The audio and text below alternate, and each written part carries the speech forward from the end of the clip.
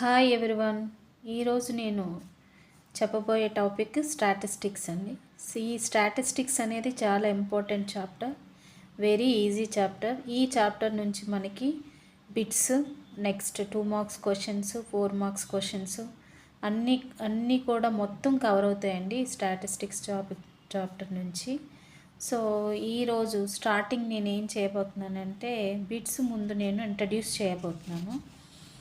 So నా topic was statistics. ఈ statistics నుంచి మనకి బిట్స్ ఎలా ఇస్తాడో ఒకసారి చూసుకుందాం. చూడండి, ఇక్కడ కొన్ని బిట్స్ అనేవి ఉన్నాయి.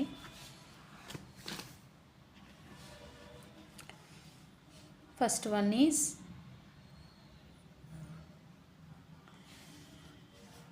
The class interval of the class 1 to 10 is.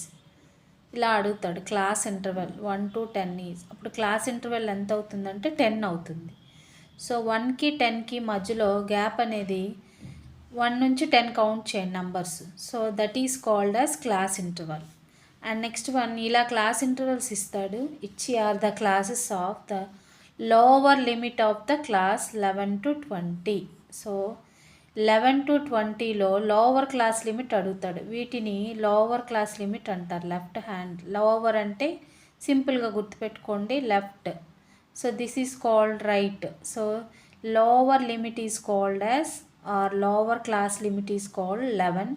అదే అప్పర్ క్లాస్ లిమిట్ అడిగితే 20 అవుతుంది. So this is called upper, this is called lower. And next one, in a frequency distribution with classes. So ఇలా ఇస్తాడు class interval ఇచ్చేసి 1 to 8, 9 to 16, 7 to 24 the class interval. ఇప్పుడే కదా చెప్పాను నేను, 1 to 8 కౌంట్ చేయండి. 1 2 3 4 5 6 7 8. So what is the class interval? 8. In the same as 9 to 16 also 8 and 17 24 also 8. So class interval, so what they have to given here, everyone b will be equal. So that is called class interval. So answer is 8.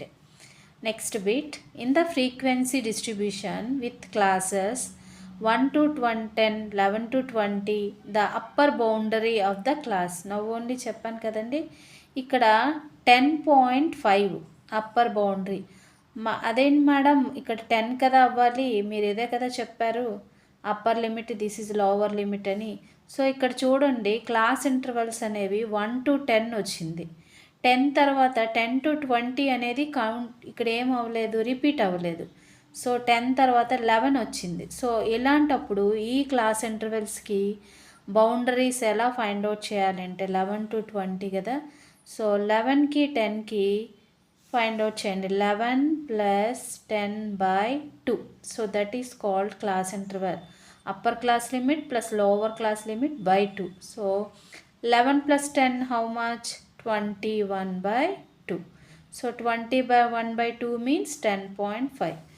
So this is called class interval. So what is the class interval? 10.5. Next, range.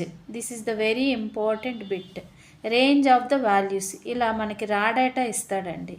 ఈ రా data అనేది ఇచ్చి మనకి ఏం కనుక్కోమంటాడంటే range కనుక్కోమంటాడు. Range formula ఏంటంటే highest